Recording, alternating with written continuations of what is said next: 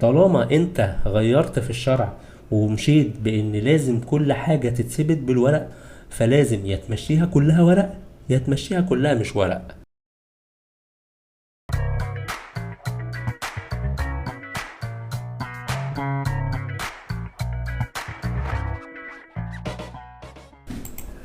ازيكم جميعا وعاملين ايه؟ النهاردة هتكلم في موضوع ليه علاقة بجزء ديني وجزء مدني. الموضوع اللي هتكلم فيه باختصار هو موضوع الطلاق الشفهي. ناس كتيرة من فريق الشيوخ بيأكد فكرة ان لازم الطلاق بيقع وبيثبت كون ان الشخص قاله في اي وقت من الاوقات بمجرد ان هو قاله، في حين دلوقتي ان اغلب الاتجاهات عايزة تقنن الموضوع ده وتلغي فكرة ان الطلاق وقع بالقول الى ان يكون اتثبت فعليا بالورق.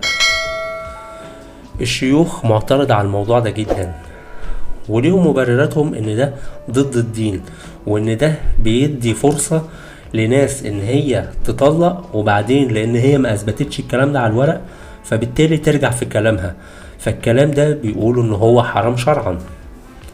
تمام، بس انا بقى هشرح للفريق ده ليه ان هو المفروض ما يكونش غير لما يتوثق رسميا في الورق. اولا، الجواز بمفهومه الاسلامي والشرعي ما كانش ليه علاقة باي ورق، كان الجواز بمجرد الموافقة والقبول والاشهار، ما كانش فيه عنصر الورق ده الا مؤخرا لما بقت كل حاجة لازم تتثبت بالورق عشان ده يكون دليل قدام اللي ما يعرفش. فبالتالي طالما انت غيرت في الشرع ومشيت بان لازم كل حاجة تتثبت بالورق، فلازم يا تمشيها كلها ورق يا تمشيها كلها مش ورق. لكن ما ينفعش انت تكون بتثبت عملية الجواز بالورق وعايز تثبت الطلاق من غير ورق.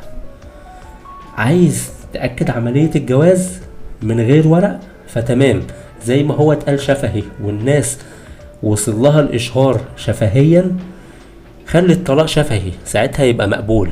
لكن لان احنا بنعتمد على الورق لازم كله يكون موثق بالورق. اعتقد النقطة دي هتلخص الموضوع وهتسهل حاجات كتيرة بخصوص الجدال في النقطة دي، وهتعرفك انا مؤيد لاي فكرة من الفكرتين. لو الحلقة عجبتك متنساش تعمل شير عشان الناس كلها تستفيد من المعلومات دي، في نفس الوقت تعملها سبسكرايب وتتابعنا على الفيسبوك والتيك توك والانستجرام عشان تبقى اول واحد يتابع الحلقات الجاية. شكرا.